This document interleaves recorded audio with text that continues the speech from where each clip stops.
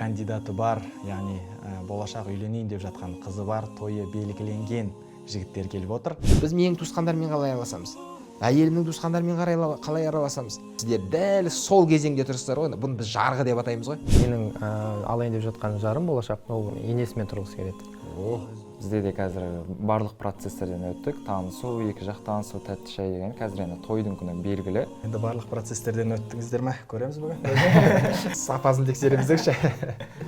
Қыз баланы шығарып салу оңай емес қазір. Қаржылық есепке салатын болсаңыз, кәдімгідей минусқа кетеді ғой негізі ата-ана. Қазақ даласында, енді кеңес үкіметіне дейінгі тарихта қалың малға ең тақыр кедей, түгі жоқ бұл. Былай айтқан жер сипап отырған адам ғой енді. Сол жігіт 17 жылқы береді екен да. Сол үшін ялып беру керек қой 2 миллион берген кезде. Осыны енді қабылдаңыздар.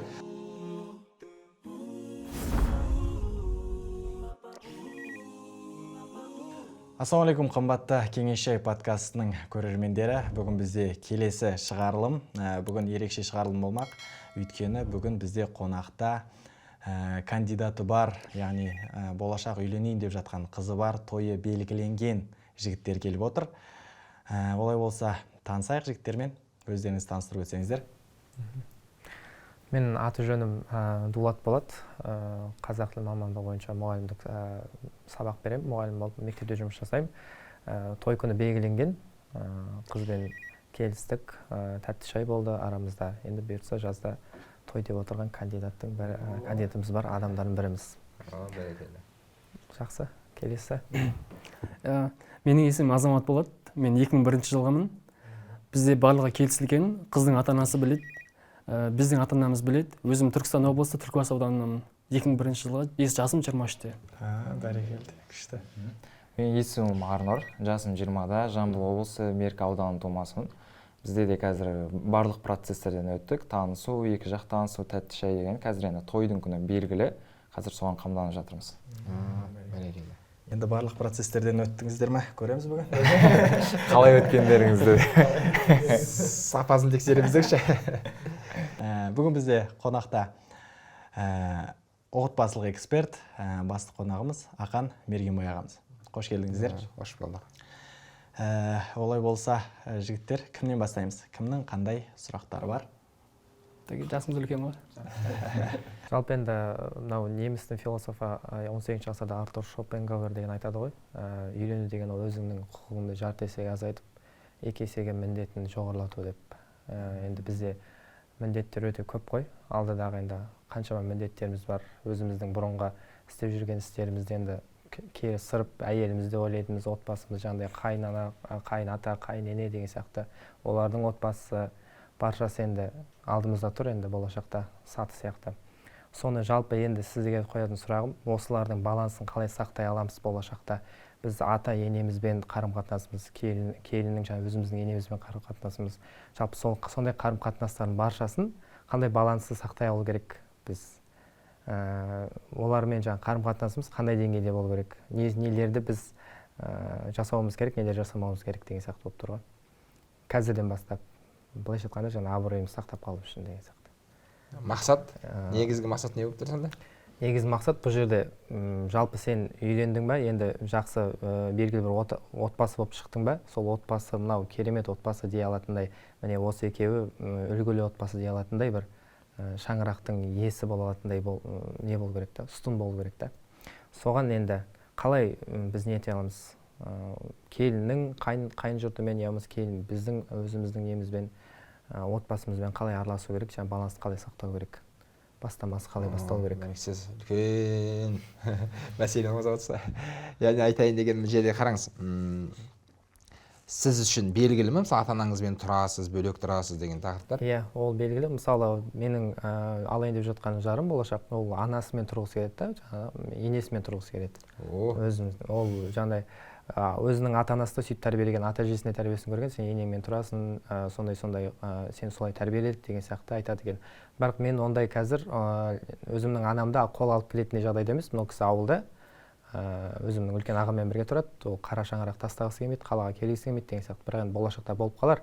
Әзірге сондай. Ол кісінің де енесімен тұрғысы келеді, мен де анаммен тұрғым келеді, бірақ жағдай ондай емес қазір. Екеуміз енді жеке шаңырақ құрып, отау құрып жеке шығамыз ғой.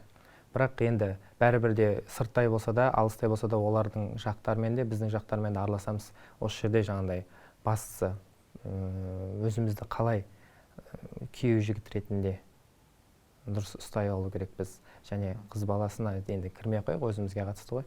Біз жалпы өзіміз олардың жұртымен қалай байланыс сақтай аламыз деген мәселе болып тұр. Бір айтылып кеткен мәселенің ішінен бірнеше нәрсені қозғап кетсек деген ғой. Жалпы ер адамда өз жұрты бар, одан кейін нағашы жұрты бар, сосын қайын жұрты бар. Әйел адамда төркін деген болады, одан кейін өз жұрты болады. Қайын жұрт деген қыз балада жоқ негізі деген ғой, енді қазақтың ұғымында. Сол үшін қыз бала барған жері ол өз жұрты болып саналады. Қайын жұрт деген қазір біз енді жастардың аузынан естиміз сондайды. Яғни жас келіншектердің дейікші, мен қайын жұртым деген сияқты. Негізі қайын жұрт әйел адамның ұғымында жоқ, егер қазақи болмысқа салатын болсақ. Сонымен егер де сіздер мысалға деймін да, жаңағыдай тағы да бір қызық дүние байқадым. Менің болашақ жарым енесімен бірге тұрғысы келеді деген. Яғни бұл шешім кімдікі деген сұрақ қой. Енді ер адам ретінде бізде қазір қаншама отбасылар бөлек шығып жатады. Ата-анасы еншісін беріп жатады мысалы. Бәрі енді ол процесстер болып жатқан. Оның әр жағындағы бір мазмұн бар да, шешім кімдікі деген. Кеше ғана бір жігітпен сөйлестім мысалы. Сол жігіт айтады, ата-анам өзінің енді сол өңірдің салты бойынша біраз құдаларды, туысқандарды жинап алып, сөйтіп біздің еншімізді берді дейді. Бірақ сол еншісін берудің әр жағында үлкен тарих жатыр.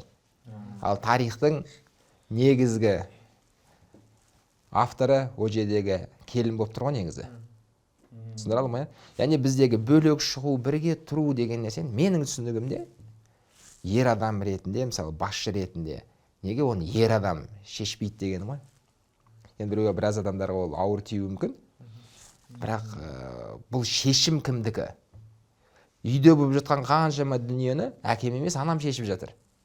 Сол сияқты менің кішкентай отбасымда, кіші отбасымда қаншама дүниелер әйелімнің шешіммен болып жатыр деген сияқты ғой енді. Бұл әйел адам негізі мен шешемін, шешімді маған бер, тізгінді маған бер, мен басқарам демейді. Ер адамның әлсіздігінен мәжбүрлі түрде алама деп түсінемін да, тізгінді. Өйткені мен әлсізбін ғой, сосын мен шешпегеннен кейін әйел мені бір қарайды, екі қарайды, үш күтеді, бір жалтақтайды. Не болды, болмағаннан кейін болды дейді де, ақырын өз сосын тізгінді қолға алуға мәжбүр болады деген ғой. Осындай бір кішігірім нюанстарға тоқталып кетейін деген ғой. Енді мынандай ғой мәселе, мысалы біз өзіміз дінді ұстанамыз, көбіміз жастары сондай ғой, енді діни жақтан көбінесе қараймыз, жаңа бірінші Құдайдың разылығы деп. Бірақ олардың ата-анасымен де біздің ата-анамыз жақтан да мысалы неше түрлі діни көзқарасқа қарсы нәрселер болып жатады ғой, енді олардың түсініктері басқа болып жатады. Біз сендер кішкентайсыңдар деген сияқты мәселелер қозғалып жатады. Сендерді біз тудық деген сияқты, біз өсірдік, енді бізге әңгіме айтасың ба деген сияқты мәселелер болып жатады. Мысалы енді болашақта да отбасы боласың, олардың отбасы жақтарына мысалы той-мой болады. Ол жақта жаңағыдай ерсі нәрселер дүниесі болады жаңағыдай. Той болғаннан кейін енді бәрі мықты халал болып кетеді деп айта алмаймыз ғой. Мысалы сондай нәрселер көтеріліп қалған кезде мен мысалы қазір күйеу баламын да. Болашақта енді ол кісілердің артында қаншама әнелері тұр, сіңлілері бар. Олар мысалы тойларына бармай қоюға деген сияқты халал болмаса, сол жақтар дұрыс па, негізі дұрыс емес па деп жатқаным ғой. Мысалы ата-енеммен мысалы арама не салып алмаймын ба, от салып алмаймын ба деген сияқты. Мен мысалы Құдайдың разылығы деп бірінші қойып, оның ата-енесінің айтқан мысалы тойға шақырып тұр, күйеу балам кел деп. Мен оның қызын да өзімді де тыйып айтады ғой, тойға бармас бұрын алдын ала бір күн барып құттықтап кетсең болады деп ислам ғұламалары айтып жатады ғой. Ол міндетті түрде халал харам той болып жатса, сен көріп жатсың ертең арақ қоятын. Сен енді Құдайдың разылығы болу үшін сен ешкімді ренжітпей, оның отбасына жаңа інісі үйленіп отыр ма, сіңлісі үйленіп отыр ма, барып бір күн алдын барып бүкіл сыйлығыңды беріп, ренжіме, мен осындайсына дінім рұқсат етпейді, мен дінім жоғары деп қойып кету дейді да, жаңа өзіңнің сыйлығыңды беріп кету. Сол дұрыс дейді да шешім. Бірақ оған мысалы ата-енем менің ойлаймын да, қалай қарайды екен, мысалы арама от салып алмайын ба, жаңағыдай өзім абыройымды түсіріп алмайын ба деген сияқты мәселе болып тұр ғой. Осы баланстарды қалай сақтау керек деген сияқты болып тұр ғой мәселе. Иә, енді осыған кішкене тоқталайық, бірақ осы мәселеге кірмей тұрып тағы да бір нәрсе айтқым келеді. Сіз енді бағана ең алғашқы қойған сұрағыңыздың бірі, қалай біз абыройымызды сақтасақ болады деген сияқты бар ғой. Соған қатысты мынадай бір қағида ұстансақ. Менің енді бір образды түрде отбасының бір екі қақпасы бар деп қарасақ, яғни отбасы, мен құрған отбасы, екі қақпасы бар да. Қандай? Мына жақта бір қақпа бар, мына жақта бір қақпа бар. Мына қақпаның күзетшісі менмін, мысалға дейік, оң жақтағы қақпаның. Мына жақтағы қақпаның күзетшісі менің әйелім, болашақ жарым, менің жұбайым. Яғни мен өз тарапымнан, туысқандарымның тарапынан келуі, кірісуі, араласуына мен жауап берем. Егер менің туысқандарым біреуі кіріп жатса екеуміздің мәселемізге, неге сен әйелің бүйтпейді? Неге сенің әйелің үйтеді? Неге сенің әйелің сөйтпейді деген кезде, мен сол жерде жауап бере алуым керек пе? Мен әйелімді қорғай алуым керек, қалай болғанда да. Өйткені ол менің әйелім ол. Егер де менің туысқандарымның біреуі келіп бір әңгіме айтатын болса, мен әлсіз күзетшімін. Яғни мен күзете алмай тұрмын өзімнің қақпамды. Естен Кіргізіп тұрмын ғой мен. Мысалы, бір отбасымен жұмыс істеген кезде қарасаңыз, мен айтамын да, сіздің отбасы, былай айтқан кезде, есігі шалқасынан ашылып жатқан, терезелер жарқырап, пердесіз тұрған отбасы ғой деймін да. Және қызығы кейбір жігіттер, немесе біраз жігіттер үйдегі ақпаратты өздері шығарады ғой жігіттер. Соған таңғаласыз. Енді біз түсінікті, жалпы стереотипте қыз бала шығарады, әйел адам жаңағы туысқандарын айтады деген енді қалыптасып қалған ғой. Бірақ басқа дүниелер орын алып жатқан кезде ішіңіз күйеді. Қалай жігіт анасына, әйелім бүйтпеді, әйелім сөйтті, әйелім жаңағыдай бір әйел айтпақшы, күйеуім шамамен туысқандармен күніне бір 20 рет сөйлеседі дейді. Енді 20 не сөйлесе береді? Іштегі үйдегі мәселені айтады. Анау бүйтті, әйелім бүгін макияжға барып келді, әйелім спаға барып келді, әйелім ерін жасатты, бүгін кірпік жалғатты деген сияқты. Бір шетелге барып келеміз дейді, содан шетелге барып келсек, келгесін айғай шу. Жаңа әке-шешесінің түсіндігінде біз бармаған шетелге, ата-бабаң бармаған, көрмеген жер, сендер немене ақшаны шашып жүрсіңдер, оданша бүйтпейсіңдер, оданша сөйтпейсіңдер, ақшаны жинамайсыңдар, не болды соншалық деген сияқты. Сол кезде жігіт түсінбірейіп тұрады да, жігіттің туысқандары ғой сөйлеп жатқан. Бір қыз айтады да, мен өз қақпамнан ешкімді араластырмаймын дейді ғой. Менің туысқандарым бір ләм мим деп айтпайды дейді, аузын ашпайды дейді, менің отбасыма қатысты. Мына жақтан келіп тастарды үйіп, жаңағы жақтан жаудырып атады ғой былай айтқанда. Күйеу бүйтіп тұрады да енді. Әлі ол ересек сәби ғой. Әлі есеймегендіктің бір белгісі. Енді мін жақта сіздің қайын жұртыңызға қатысты, қыздың төркініне қатысты, ол өзінің туысқандарының араласуына жол бермесе, осы нәрсені біз келісе алсақ. Өзі ақпарат енді адамдар жалпы қалай араласады деген кезде, мен енді көріп жүрген 3 түрлі вариант бар да. Қалай араласады өзі? Сол туысқан менің немесе әйелімнің туысқандарының біреуге біздің үйде тұруы. Енді бұл бір вариант ретінде деген. Ол біздің үйде тұрады, бәрін көреді. Бүкіл үйдегі әрекетті, бүкіл өмір сүру салтын, менің ережелерімді, тұрысымды, отырысымды, жүрісімді бәрін көреді. Содан баяндайды. Ан жаққа жіберу мүмкін, немесе сол адамның өзі араласуы мүмкін. Мысалы, менің әпкем менімен бірге тұрады. Содан кейін сен неге бүйтпейсің? Сен неге бүйтпейсіңдер? Неге сөйтпейсіңдер деген сияқты әйелдерім ақырын не істеп жатыр? кіріп жатыр. Жақсы ниетпен. Қызығы, туысқандар өзі жақсы ниетпен араласады өзі. Олар жаман ниет жоқ, ажырастыру деген ниет жоқ оларда, әу бастан жоқ. Жақсы болсын дейміз ғой. Жақсы болсын дейміз дейді ғой. Менің анам араласа ма? Неге сен бүйтпейсің? Неге сен әйелің бүйтпейді? Неге? Мысалға деген анам өзінің бір бұрынғы өзінің жүріп кеткен жолын бізге таңғысқы келеді ғой айтқанда. Неге сөйтіп жүрмейсіңдер сендер? Біз ұқсап деген сияқты. Біз кезінде деген әңгімені бастаймыз.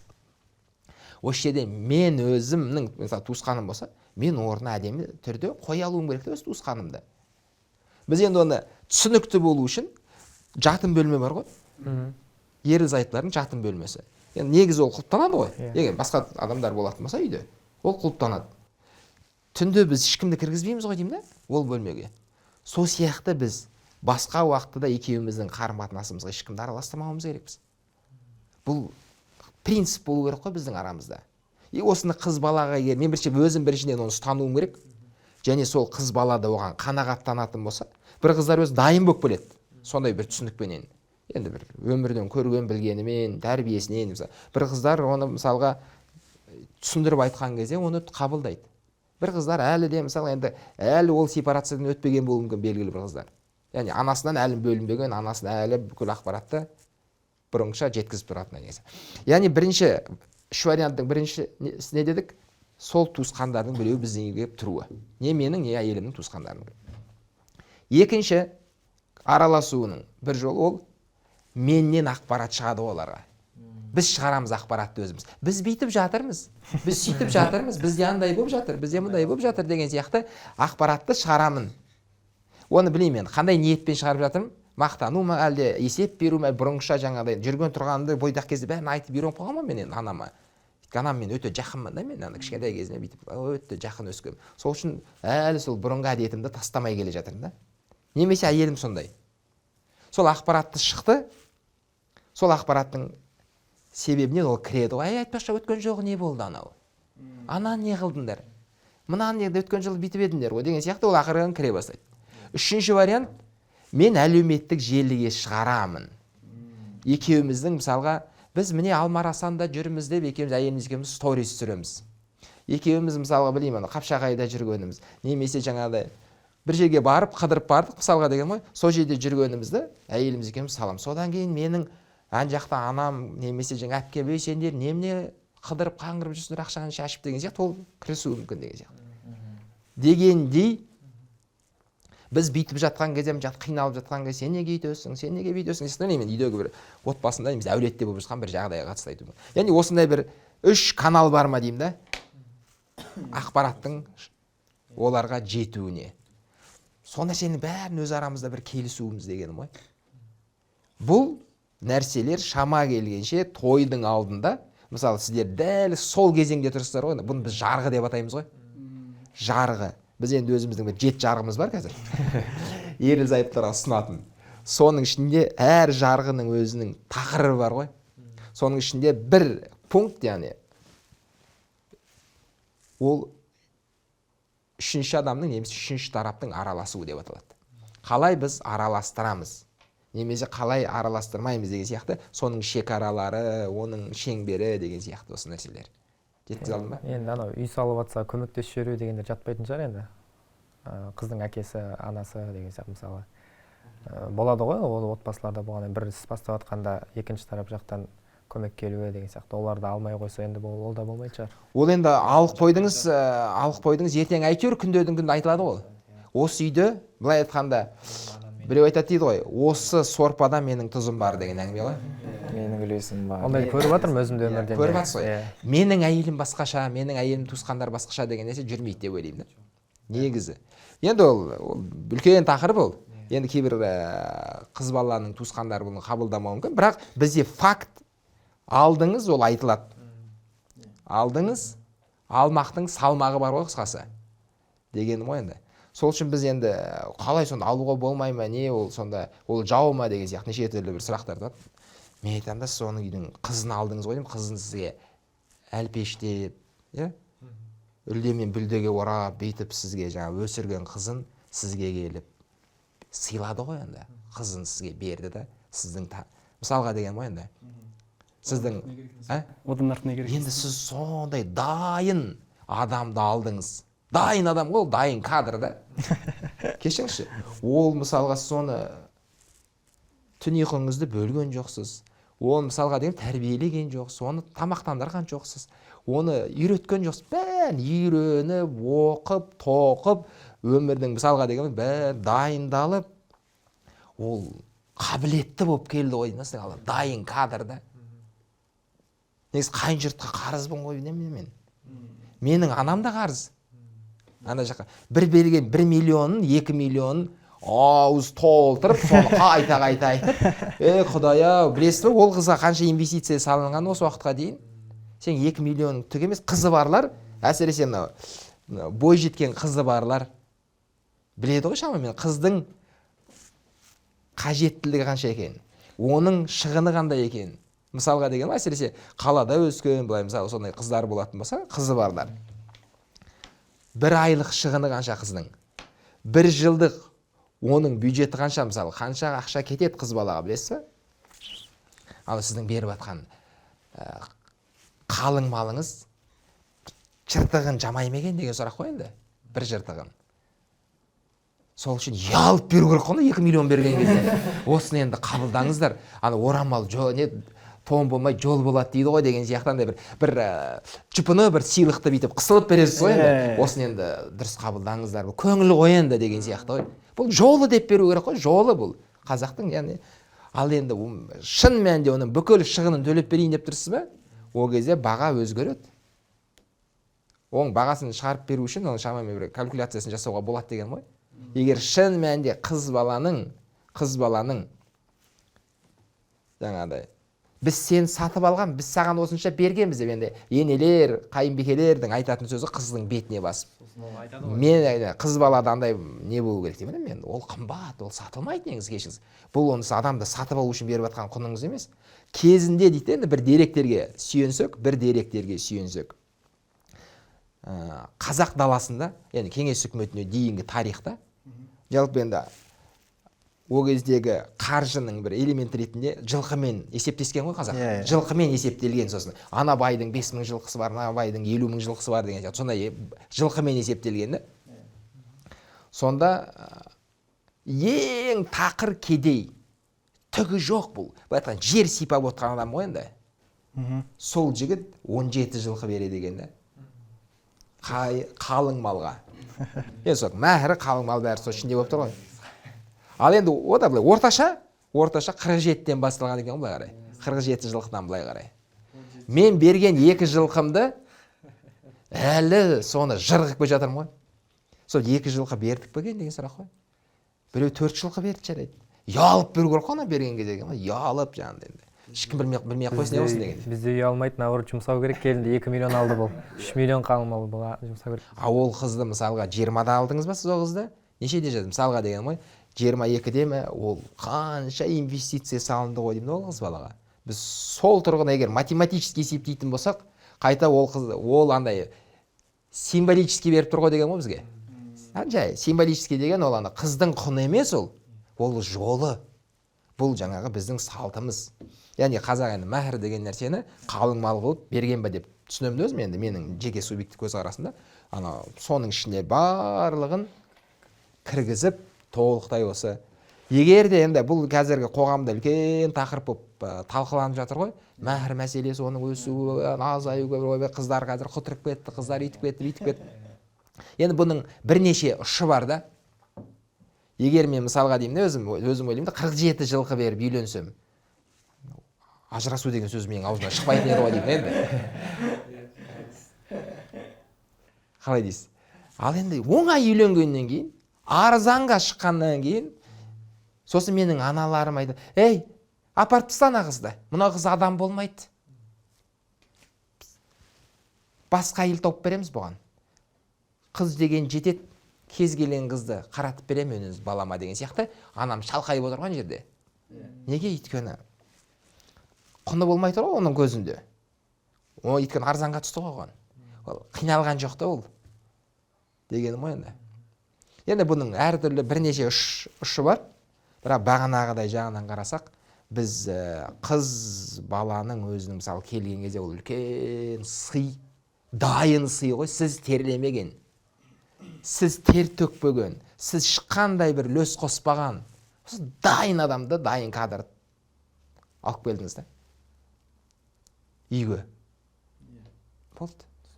Ал жаңағыда қалың малды бердіңіз, 2 миллион неше қанша береді қазір мысалы? Орташа қанша бізде қазір? 1 миллион. 1 миллион ғой. 1 миллион берді.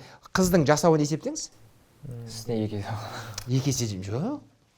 Енді мені жағдайлар әртүрлі ғой. Өткен жолы біреуді естіп жатырмын. 16 жылы қызын ұзатқан бір ата-ана. Неше жыл өтті қазір? 8 жыл. 8 жыл. Содан бері әлі кредитін төлеп келе жатыр екен да. Қыздың жасауына, тойына кеткен ақшадан. Яғни қызды шығарып салу қазір шығын ата-ана үшін. Плюсқа түспейді ата-ана, плюсқа шықпайды. Жігіт жағы плюсқа шығады. Жоқ дегенде келін бар ғой олда әйтеуір. Келін болады, немере болады деген сияқты енді. Өздері енді қарызға батса өзінің проблемалары. Бірақ қыз баланы қазір ұзату математикалық қаржылық есепке салатын болсаңыз кәдімгідей минусқа кетеді ғой негізі ата ана. Егер өзінің жинаған бір қоры болмаса, немесе андай бір туысқандары бүйтіп жан жақтан бір қолдау көрсетіп жібермесе, қыз баланы шығарып салу оңай емес қазір. Оның ойлаңыз ұзатуы бар. Ол да сіз жігіт берген китті олар да қайтарады ғой. Ол бәрі алыс беріс дүние ғой, ол жаңа. Бірге бір ғой негізі. Одан кейін қыз тағы да не нәрсеге шығынданады.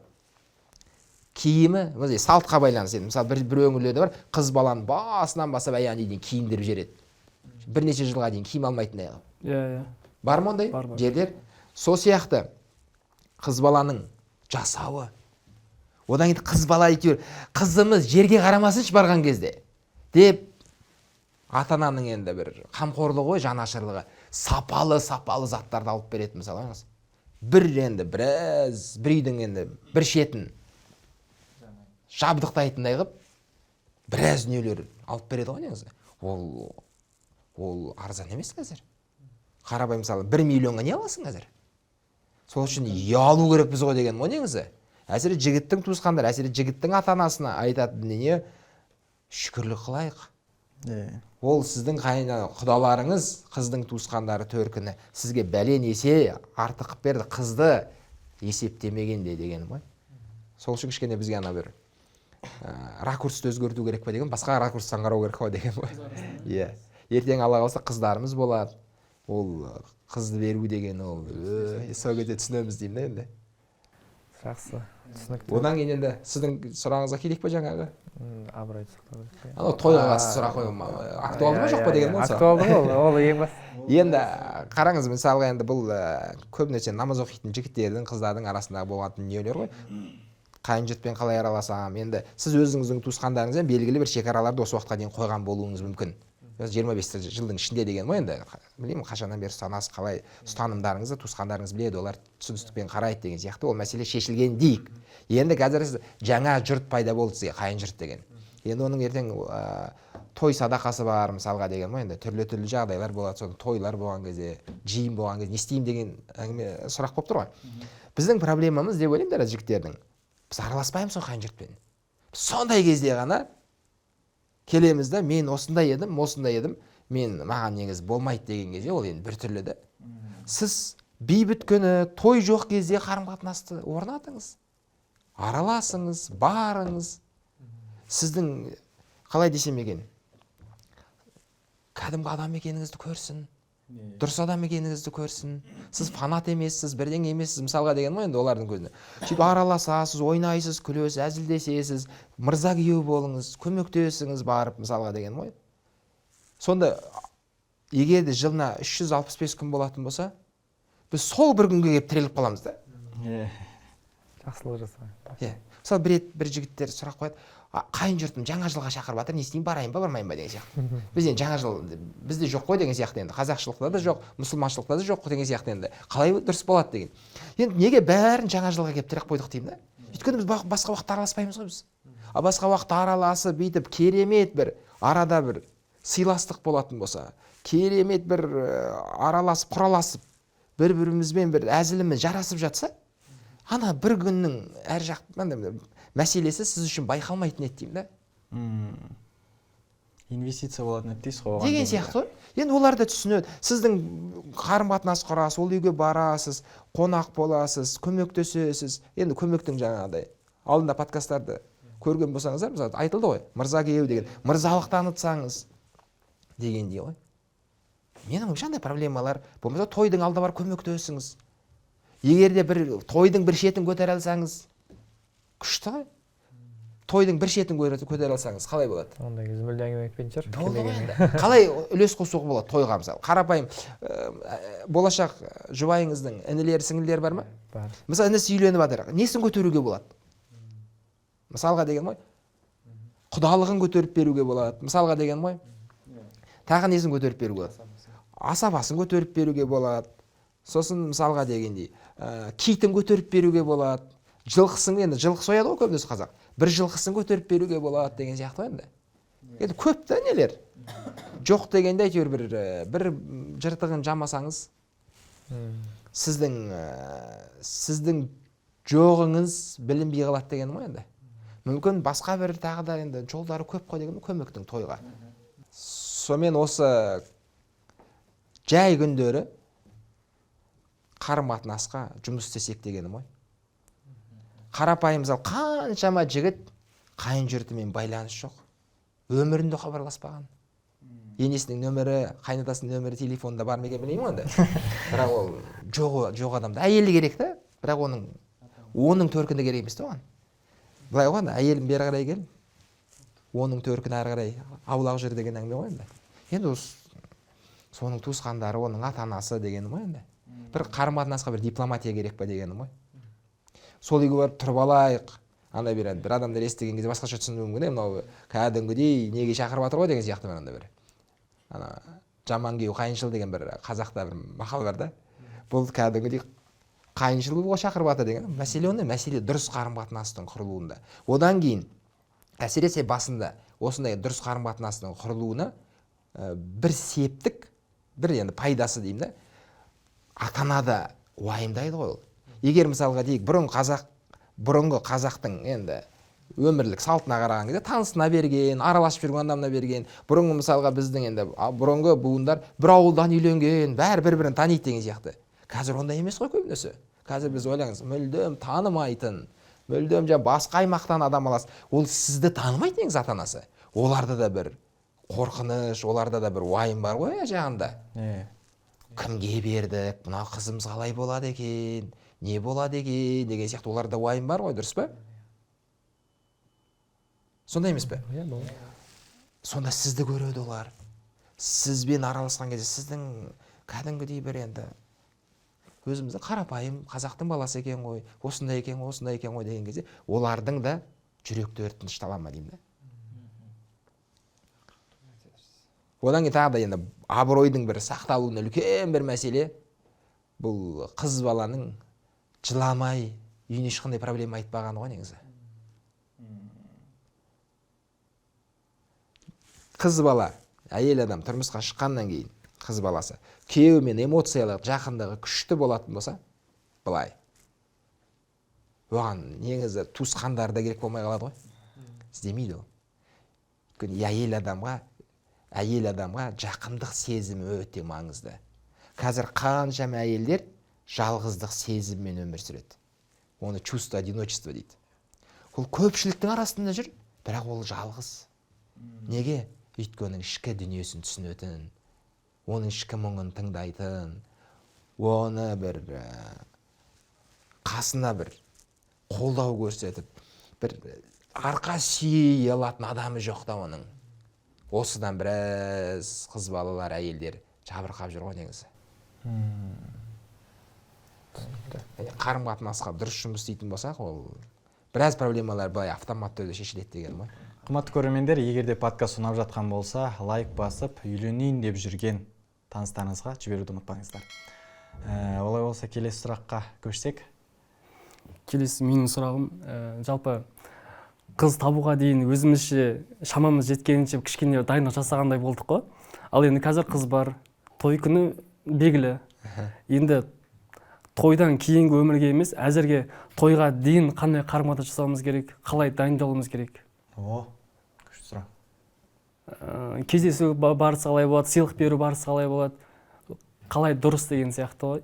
Неке қиылды ма, неке қиылмады? Неке қиылмады. Бірақ тек тәтті өтті. Қыз ұзатудың, тойдың уақыты белгіленді. Тәтті өтпеді, бірақ несі уақытылы белгіленіп қойды. Мен барам деп жүрген кездерде кішкене бір отбасылық мәселелер болды да, мен бара алмай қалдым, бірақ келмей қойса да болады деген сияқты біз болды. Тәтті онлайн болды ма? Разылығымызды бердік деген сияқты ше, ол кісілер ата-аналар. Ата-аналар бір-бірімен сөйлесті ғой, жоқ сөйлеспеді. Әлі сөйлеспеді. Ол қатты не емес. Бірақ ол жоспарда бар. Иә, әрине. Бәрекелді. Енді тойға дейінгі біздің жаңа қызбен ара қатынасымыз қалай болады деген сияқты ғой. Самый идеальный вариант деген сияқты ше. Қандай қадамдар жасалу керек? Иә. Мерекелерде сыйлық беру керек па, керек емес па, кездесу керек па, керек емес па, біраз нәрсенің басы ашылды деген сияқты ғой. Енді ол сіздің жеке құндылықтарыңызға байланысты болады. Кездесудің керек жоқ. Мен мысалы, кездесіңіз, кездеспеңіз деген нәрсе маған айту қиын деп ойлаймын. Ол сіздің құндылықтарыңызға байланысты. Мысалға сіз қандай бір белгілі бір қағидалар, ережелер ұстанасыз ба? Сіздің бір белгілі ұстанымдарыңыз бар ма? Қыз баламен қарым-қатынасқа қатысты бар ма да бір ұстанымдарыңыз? Белгілі. Қандай ұстанымдар бар мысалы? Мүмкіндігінше шариғаттың шеңберін аспау деген нәрсе ғой. Ол көрді, сол мәселені біз анықтап алуымыз. Егер біз шариғаттың шеңберінде дейтін болсақ, онда сіз некесіз. Ол кісімен жаңа махрам деп айтады ғой. Ол кісінің бір жақын туыс, енді үшінші бір оның туысқаны қатыспай, онымен кездесе алмайсыз деген сияқты. Немесе кездесудің барлығы оның үйінде болады ғой, қыз баланың үйінде. Оны жасай аласыз ба? Кездесіп тұрғанның менің әбестік жоқ. Кездесіп тұрсаңыз. Бірақ бағанағы белгілі бір қағидаларды сақтай отырып. Егер сіз айтып отқан, өйткені әркімнің құндылығы әртүрлі, біреуге мысалы ол нәрсе құндылық болып саналмайды. Ол нәрселерді ол ұстанылмайды кейбір адамдар. Сол үшін сізге жөн мен шариғаттың шеңберінде кездескім келеді десеңіз, ең идеалды варианты қыздың үйінде кездесу ғой. Неше рет кездессеңіз де. Сосын бізде бір андай бір шектеулер бар. 3 рет кездесу керек деген. Негізі 3 кездесу дегенге менің түсінігім ешқандай дәлел жоқ оған. Ешқандай негіз жоқ. Бір адамдардың арасында сондай бір қатты стереотип тарап кеткен, 3 кездесуден кейін адам үйлену керек деген. 3 кездесу деген нәрсеге ешқандай негіз жоқ менің түсінігімде.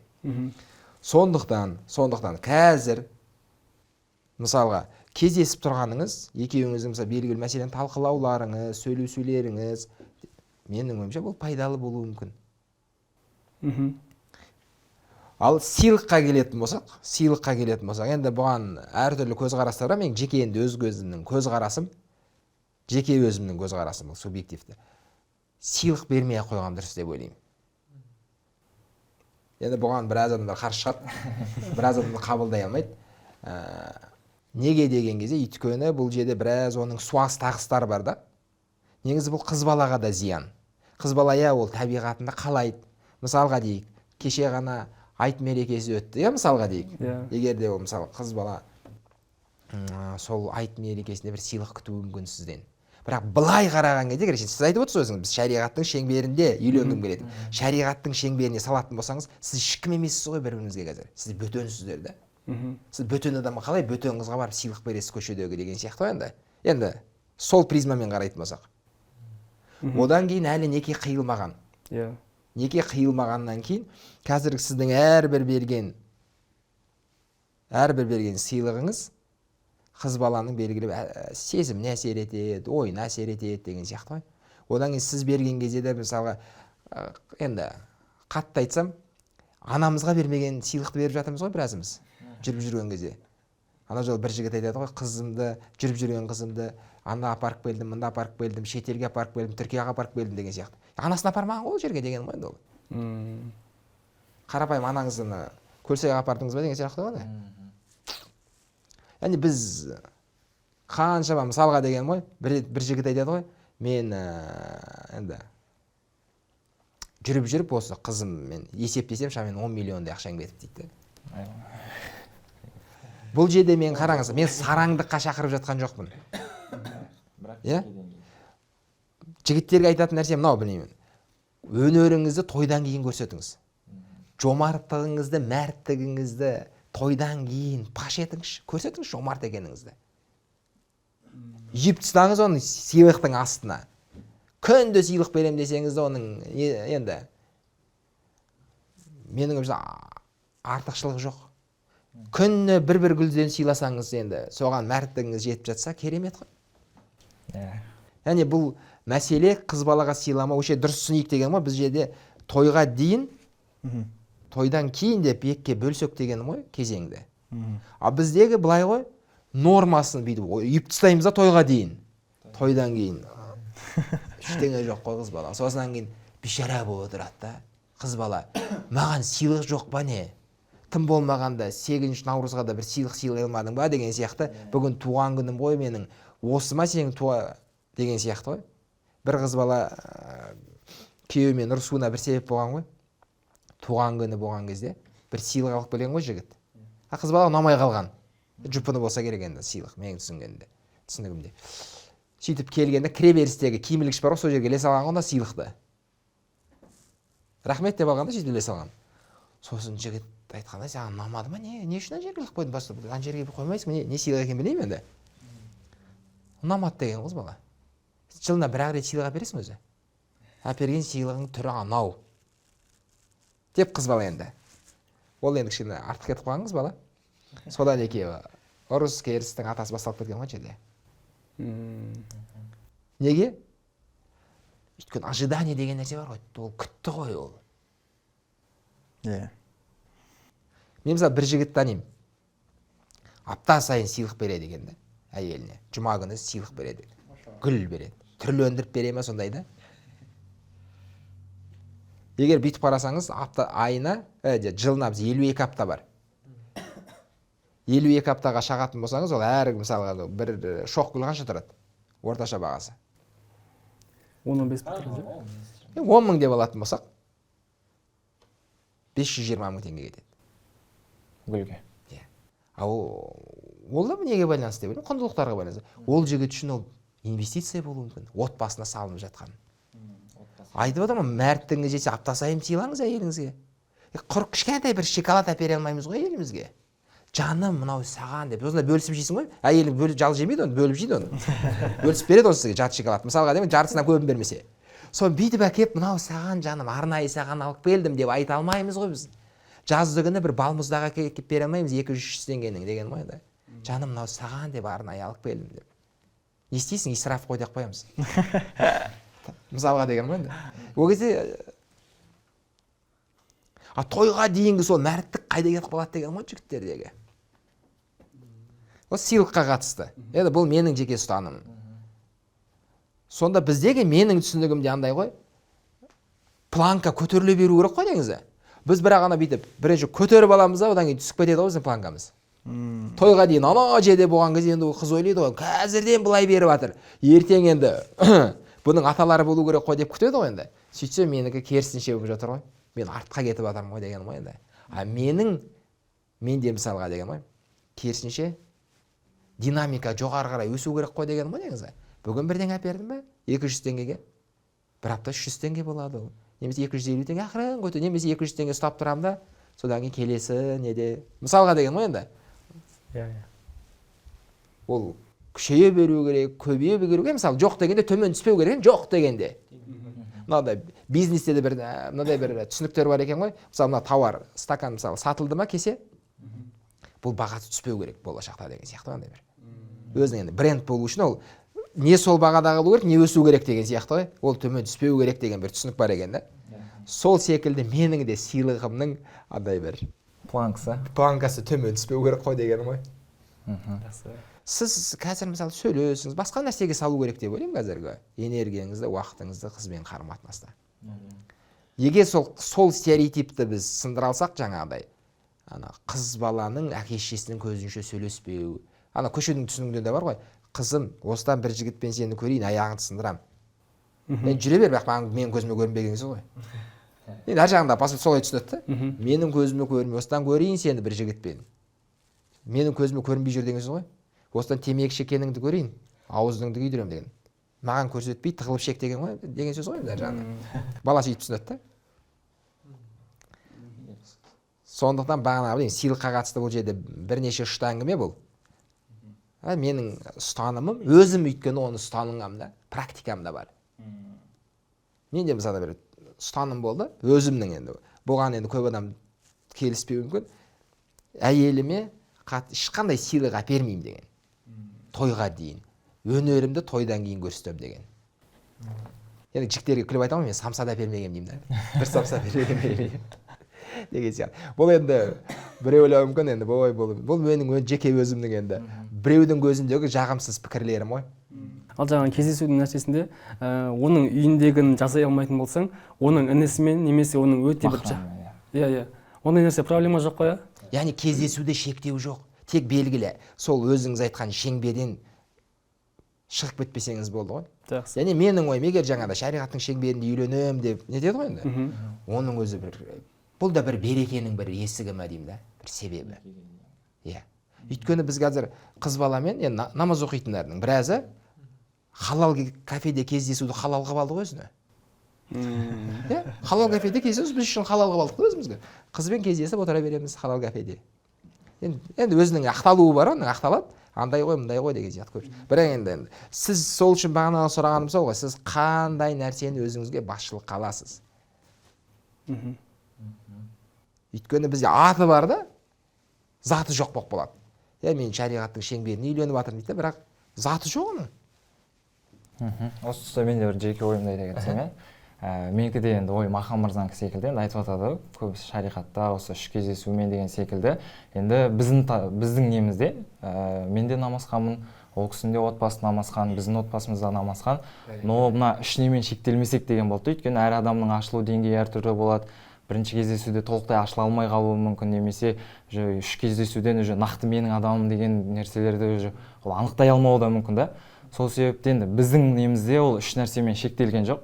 Енді барынша шариғат талаптарына сай, бірақ үш кездесуден асты. Айтқым келгені ол нәрсемен шектелмесек деген нәрсе да. Осы тұста бір тағы қоятын сұрағым бар. Ол енді той күні белгілі, екі жақ тойға дайындалып жатады. Енді оған дейін де олар сөйлесіп жүреді, телефон арқылы болсын, хат алмасып болсын. Осы уақыт аралықтарында кейбір мәселелер туындай бастайды. Өйткені адамды бір толықтай танып біте алмайды ғой. Бір кикілжіңдер пайда бола бастаған кезде кей сәттерде андай моменттерде болады екен да. Бізде артқа жол жоқ қой. Екі жақ келісіп қойды, той күні белгілі, бәріне дайынбыз деп көз жұма бастап, былай ыстыра бастайды екен да. Осы тарапта ол енді тойға дейін шешілмеген, кейінге қалдырылған мәселе неке деңгейінде қозғалып, проблема болуы мүмкін ғой. Осы нәрсені қаншалықты сол жерде бір ашық әңгімемен шешіп алған дұрыс па сіздің көзқарасыңыз? Енді менің көзқарасымда ол нәрсені сол жерде мәмілемен, ашық әңгімемен, егер шешілетін болса шешіп, егер оның принципінде или менің принципімде үлкен бір шешілмейтін мәселе болса, онда сол жерде соны не істеген дұрыс сияқты деп ойлаймын да. Соны бір сіздің көзқарасыңызды білгім келеді. Мен кішкене түсіне алмай тұрмын да, бір өйткені нақтырақ болса бола ма? Мына жерде қыз бен жігіттің отбасы бір-біріне сөйлескен. Ата-аналар, құдалар, болашақ құдалар. Сөйлесіп киіттің несін барлығын уақытын белгілеп отыр. Бірақ та осы тарапта енді қыз бен жігітте сөйлесіп жүреді ғой. Сол моментте бір проблемалар туындайды ғой енді. Адам болғаннан кейін қыз бен жігіттің арасында проблемалар туындайды. Мысалы, қай бағытта, қай тақырыпта деген. Кей кезде ол енді әркім өзінің деңгейінде принциптерін қояды ғой. Бірақ оның оказывается бір ашылмаған принципі сол бір екі ортада пайда болуы мүмкін. Сол жерде кикілжің пайда бола бастайды. Сол сәтте ол нәрсені кей кезде көз жұма қарайды екен да. Мысалы, бізде той күні белгілі Бізде артқа кететін жол жоқ.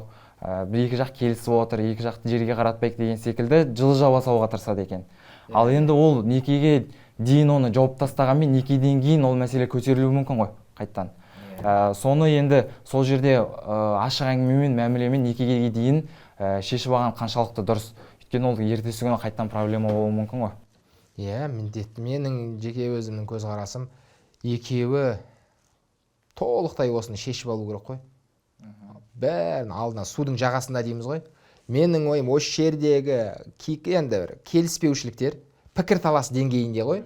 Пікірталастың деңгейінде, әдептің аясында екеуі ойларын ашық келісіп алу керек қой. Мысалы, бір рет осындай үйленейін деп жатқан той белгіленген қыз бен жігіттің жарғысын жасап жатырмыз. Соған 5-ші бөлімге келген кезде екеуі бір мәселеге келіспей қалды. Қыз бала бір ойын айтты, жігіт қалай деген сияқты. Екеуі менің алдымда отыр енді. Үшеуміз отырмыз ғой енді. Бір кезде жігіт сыртқа шығып қайтсақ бола ма деді ғой. Екеуі сыртқа шығып кетті. Яғни, білмеймін, жарты сағаттай ма сөйлесіп келді ғой. Кейбір мәселелерді ашық шешіп алу керек болады. Одан кейін андай бір басып жереміз да біз кейде. Ол келісті ме, жоқ әлде көнді ме? Ол келісімде бір деңгейлері бар деп түсінемін да. Ең төменгісі ол көну, жарайды деген нәрсе бар ғой. Қоймадың ғой. Болсыншы солай жағдай. Екіншісі келісті. Одан жоғары деңгей ол риза болды да оған. Жоқ дегенде меніңше келісу керек қой. Қыз балада, жігітті. Қазір ол мысалы көнді ме, ертең ол күндердің күнінде қайтадан шығуы мүмкін ол мәселе. Не нәрсе ол? Сіздің принципіңіз ба, қыздың принципіне қарай ма деген сияқты ғой. Енді қарапайым дүниелер. Қыз баланың жұмыс істеуі, жұмыс істемеуі. Мысалға деген ғой. ата-анамен тұру тұрмау, қыз баланың арғай оқу оқымауы деген сияқты. Бұндай мәселе кейін көндіріп аламын ғой. Немесе мысалға қалаға көшеміз деп айтып қояды да жігіт. Сосын ауылда кішкене бір-екі ай тұрғаннан кейін көндіріп аламын өзім, алып қаламын ауылда деген сияқты. Қыз бала бірақ сондай үмітпен келісті ғой. Сондай бізде кейде бір өтірік айта саламыз, қыз бала қолға түсіру үшін. Немесе қыз балада да болуы мүмкін бір әлсіздіктер. Тұрмысқа шықсам сосын әрі қарай енді келістіріп аламын ғой өзім деген сияқты. Осы тұста осындай бір-екі ситуация болды да тағы менде. Менің бір танысым бар, оның уже тойдың күні белгілі да енді. И онымен енді бүйтіп жолығып не істеп тұрамыз, осындай әңгіме барысында енді сұрайсың, дайындық қалай тойға деген секілді. Шүкір дайындалып жатыр қой деген секілді. И мен одан енді біз өзіміз осы кішкене үйленуге дайындық осылай принцип деген нәрселер болған. Одан да өз көзқарасын сұраймын.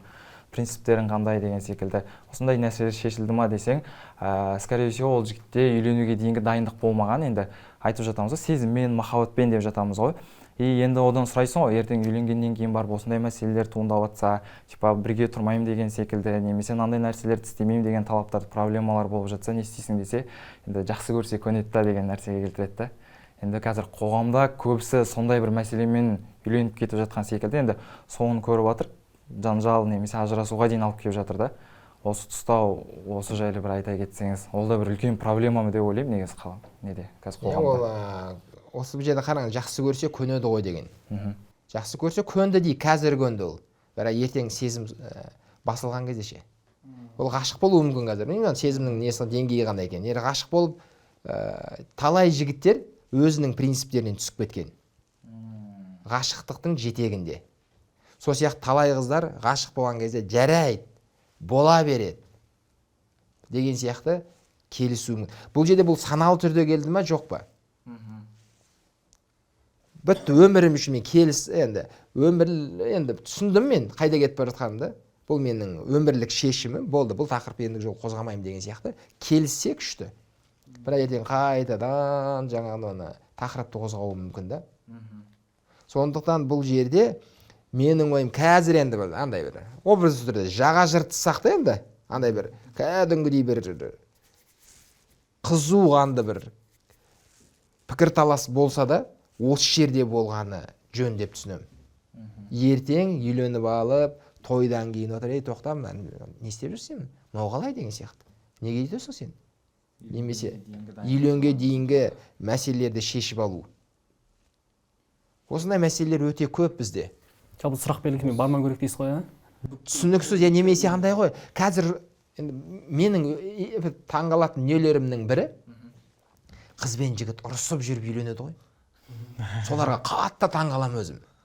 Өйткені оларда күшті үміт бар, тойдан кейін бәрі жақсы болып кетеді деген. Ол қалай жақсы болып кетеді ол? Тойға дейін беттер ашылып кеткен, ойлаңызшы. Той не өзгертеді? Енді біз тойдан кейін болды ғой, енді ерлі-зайыпты боламыз ғой деген сияқты. Менің ойымша одан сайын ұрыс күшеймесе, одан сайын ушықпаса ол басылмайды. Содан кейін тағы да бір үміт, ан жақта үміт шамы жанады менің алдымда. Балалы болғаннан кейін басылады ғой деген. Сосын жігіттерден де бір стратегия бар. Баланы шетінен тудыра бер, бала әйел өзі басылады деген. Әйелге неше бала туса да ол адам ғой ол. Ол көнуі мүмкін әйел, бірақ ол бақытсыз ол. Сонда әйел керек па сізге? Шарасыз жүрген әйел. Ондай бақытсыз әйелдің астында сіз өзіңізді қалай сезінесіз? Талай жігіттер әйелдерін сөйтіп сорлатып жіберді ғой деген ғой енді. Ол шарасыздықтан жүр. Жайқалып тұрған гүлді солдырып алдық қой. Тағы бір осындай бір бақытсыздық қалып келетін тағы бір мәселе мынау сияқты, үйленгенге дейін қазіргі таңда енді жігіттер қауымы, енді жігіттер жағынан көп уәде айтылады. Ол өзінің потенциалы жетіп тұрғанға да, жетпей тұрғанға да уәде беріп алады, чтобы қол жету үшін да. Бірақ қол жеткеннен кейін барып ар жақта кішкене реальность болып қалып жатады да. Осы мәселе де соған алып келе ма деп ойлаймын, чтобы өзің потенциалың жетіп тұрған, өзің жасай алатын нәрселерге ғана уәде беріп, қалған нәрсені мүмкіндігі болса некеден кейін артығымен жасаса. Енді қарапайым мысалға деймін да, жігіттерге сұрақ, үйленген жігіттердің қанша пайызы мәһірін өтеді деген.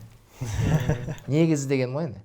Мәһірдің негізгі өтелуі ең идеалды вариантта алғашқы түнге дейін өтелу керек қой негізі, төлену керек та. Яғни уәде берілген уәде алғашқы түнге дейін берілу керек қой елге. Қанша рассрочкамен әлі жүрміз ғой. Пайыз өспейді оның, бір жақсы жері. Бірақ теңгеде девальвация болып жатыр. Жарайды, ана ыстық жаңа эмоциямен беріліп берген қанша жігіттерді білеміз, бәлен жыл өтсе де әлі өтемеген мәһірін. Обал ғой негізі. Қаншама жігіттер бар, менің ажырасу тақырыбымен келген кезде мынандай сұрақ. Алдындағы ажырасайын деп жатыр өзі. Ана алдында мен үйленіп жатқан кездегі мәһірді өтеуім керек қоя дейді. Ажырасып жатқан кезде өтеп жатыр біреулер. Үйленген кезде емес, ажырасып жатқан кезде өтеп жатыр да. Жаңа сіз айтқандай, уәдені беріп, сондықтан андай уәдені берген кезде де қазақта бір күшті сөз бар ғой. Арық айтып, семіз шықсақ дегенім ғой. Семіз айтып, арық шыққаннан дегенім ғой енді. Сол қыз баламен қарым-қатынаста жаңағы тауларды енді уәдені беріп, одан кейін түк жоқ дегенім ғой. Осы тұста менде тағы бір сұрақ пайда болды. Жаңа айтып отырсыз ғой енді, ана ұзату мәселесіне келген кезде де әлі күнге дейін қарызын төлеп жүр, ана жақта да әлі күнге дейін қарызын төлеп жүр деп. Енді бізде той күні белгілі, енді той күні белгілі, той мәселесіне келетін болсақ, көп жағдайларда байқап жатамыз, жігіт өзінің потенциалы болады той жасауға мүмкіндік сумасы. Енді менің тарапымда тойдың қаражат жағы менің мойнымда да, енді өзім міндеттеп алғам, чтобы тойдың өткізілуі деген секілді, қалың мал деген секілді. Осы тұста кейбір байқап жатамыз, өзінің потенциалынан артығымен жасағысы келеді. Ол жерде бір ана тойда сезімді алғысы келеді, әншілер, тамада деген секілді, немесе бір ел айтсын, елге деген секілді мәселелермен артық өзінен бір 5-6 есе потенциалдағы той жасайды да, ертесі күні соның артынан некеден кейін барып мәселелер бастала бастайды. Ол жаңа рассрочкамен болсын, немесе қарызбен алғаннан кейін болсын деген секілді. Осының өзі бір ажырасуға бір септігін тигізіп жатыр да. Ойлаймын да, сіз қалай ойлайсыз осы? Әркім өзінің потенциалындағы бір деңгейдегі той жасап шықса. Енді ол айтылып жатыр ғой. Оны айтылып жатыр, қанша көттеліп жатыр. Ой, оны енді оны имам ағаларымыз да талай жерде айтылып жатыр. Мысалға дегенде исраф қылмайық, шашылмайық, басқа қылмайық деген сияқты. Бұған қатысты мысалға бір бізге үлкен сабақ болған дүние бұл пандемия кезі ме деймін да. Пандемияның кезінде бізге үлкен бір сабақ болды ғой. Былай да той жасауға болады деген ғой. Үйде жасай алмай қалды ғой. Құдай, үйде тығылып жасадық қой тойды. Өз ауламызда тойды тығылып жасаған жағдайға келдік қой. Сөйтсе кішігірім қылып өткізуге болады екен. Сөйтсе жаңағы енді бүйтіп айғайлап мысалға деген ғой енді. Ана бір шамаңызға қарай жасаса болады. Тойхананың арт есігінен тығылып та кірдік қой деген ғой. Кірді ғой талай адамдар деген ғой енді. Дұрыс па? Әрине. Енді бұның тағы да бір зардабы. Білмеймін, бірнеше миллион алды. Ол жігіттің өзінің андай бір қалай десем екен енді, туысқандарының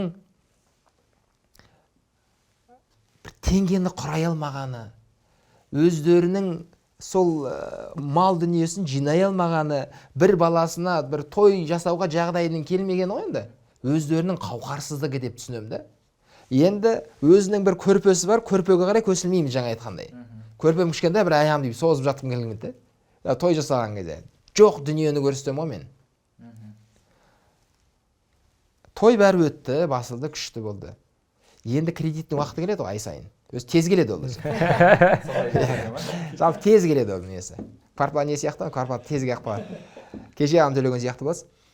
Сонда төлей алмай жатқан кезде кім кінәлі оған? Келін. Келін жоқты, ол кредит жоқ еді ғой. Сен осы жаңағыдай сенің кесіріңнен деп жаңағыдай немесе ана енді кішкене жұқартып айтқан кезде баласы мен келін екеуіңнің себептеріңнен төлеңдер ана кредит, сендердің кредиттерің деп шапқылап жүрміз. Мынау пәле болды ғой мынау кредит деген нәрсе. Олардың кредит алуына келін кінәлі ме негізі? Сен де сонда осы уақытта ақша жинай алмағандарың, тиынның басын құрай алмағандарың, ол малды таппағандарың, өздеріңіз бір белгілі сәтсіздіктеріңе мен қандай кінәм бар дейді ғой әйел. Келін бала іштен. Керісінше сол кредиттің барын білдіртпей өт. Негізі оны алудың өзі үлкен зиян енді. Ол үлкен берекесіздікке алып келеді деген сияқты. Ол жөні енді әңгімесі бөлек. Бағанағы зардаптарының бірі және қызығы ма аяныштысы ма сол менің яғни жігіттің алған қарызы үшін келіннің кінәлі болуы да ешқандай бір ақылға сыймайды дегенім ғой енді. Өкінішке қарай. Ақын ағай, мына кезде бір сұрақ туындап отыр. Бағана айттыңыз ғой, жарғыға байланысты. Келісіп алу деген секілді. Сол қазір енді бауырларымыз уже той күні белгіленген, қаншама жігіттер бар, той күні белгіленген, үйленейін деп жатқан. Не нәрседе осылай келісу керек негізі? Осы туралы кеңінен айта аласыз ба? Ол жерден біраз дүниелер бар. Біз сол жарғының электронды вариантын сіздерге бере аламыз.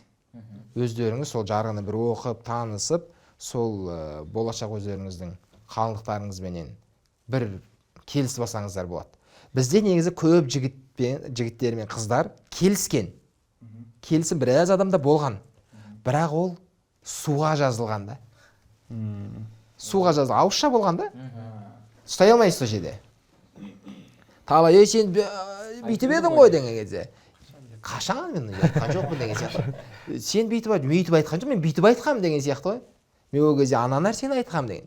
Сондықтан біздің айтатынымыз оны суға емес, сиямен қағазға түсіру керек, құжат қылу керек кәдімгідей. Біз не жалпы жастар не нәрсеге шақырамыз деген кезде бірнеше кезеңдер бар. Тойға дейінгі, yani таныстықтан тойға дейінгі кезеңдердің ең бірінші іздеу болса, мысалы іздеу, табу, танысу, одан кейін оны тану, зерттеу, оның бұрынғысын зерттеу, жігіт болсын, қыз болсын деген сияқты. Одан кейін оның жағдайын, қазіргі күйін тану, көзқарастарын, құндылықтарын тану деген сияқты. Одан кейін сәйкестікті анықтау. Екеуміз қаншалықты бірімізге келеміз деген сияқты. Содан кейін ең соңғы тойдың алдындағы қадам екеуінің арасында болатын. Бұл жарғы ғой. Бұл жарғыны кәдімгідей енді біраз адамдар қабылдай алмауы мүмкін, қалай ол ерсі көруі мүмкін. Бұл құжат. Бұл сіздің өмірлік жарыңыз, өмірлік серігіңіз. Сіз онымен жай ғана бір кішігірім екеуміз сауда бастаған кезде, ертең ол сауда дамыған кезде, ақшасы көбейген кезде екеумізде біраз келіспеушіліктер болуы мүмкін. Сондай ғой? Сол үшін біз не жасаймыз? Келісім шарт. Ал өмірлік бұл жерде бір адамды басу, бір адамды қинау немесе мәжбүрлеу емес. Бұл жарғының бір ерекшелігі екі тараптың ризалықпен белгілі келісімдерге келуі ғой. Көну арқылы емес. Осы жердегі ерекше мәселе осы деп ойлаймын да, ключевой мәселе. Бұл ризалықпен келу екеуі. Ризалықпен келмей ме? Келіспей жатыр. Онда талқылайық. Неге бұл мәселе сіз үшін маңызды? Неге бұл мәселеге келісу сіз үшін қиын? Бөлімдерге бөлеміз ары қарай. Иә, бұл 7 неге бөлгенбіз? Айтқан тақырыптарға, бөлімдерге. Соның ішіндегі түрлі нәрселер. Қарапайым екеуміздің міндеттемелеріміз. Кім не нәрсеге міндетті? Қаржы мәселесінде кім қаржыны табады, кім оны басқарады, кім оны жоспарлайды, кім оны жұмсайды деген сияқты ғой. Соның ішінде әйел адамның жұмыс істеуі, жұмыс істемеуі деген сияқты ғой. Біз қаржылық модель қандай болады біздің үйдегі?